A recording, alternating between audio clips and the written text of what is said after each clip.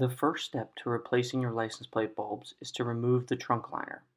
There are, I believe, 10 plastic Phillips head screws. I say I believe 10 because I count 9, but I missed one, as you can see in a later video.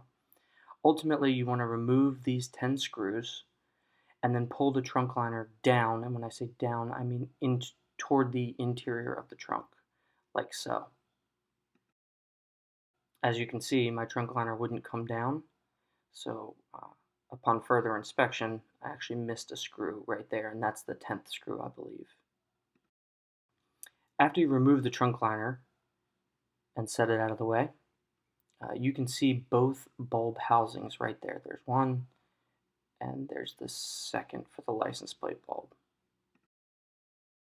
The next step is to remove the old bulb. Do this by first unclipping the wiring harness from the bulb housing. It's just a simple push in and pull down. Then remove the bulb housing by twisting it clockwise. Lastly, pull the bulb straight out of the housing in order to remove it.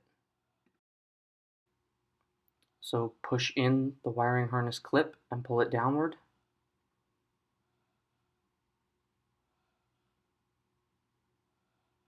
Then twist this clockwise. It's very easy to come out. As you can see, my bulb is burnt out. And then simply pull the bulb straight out.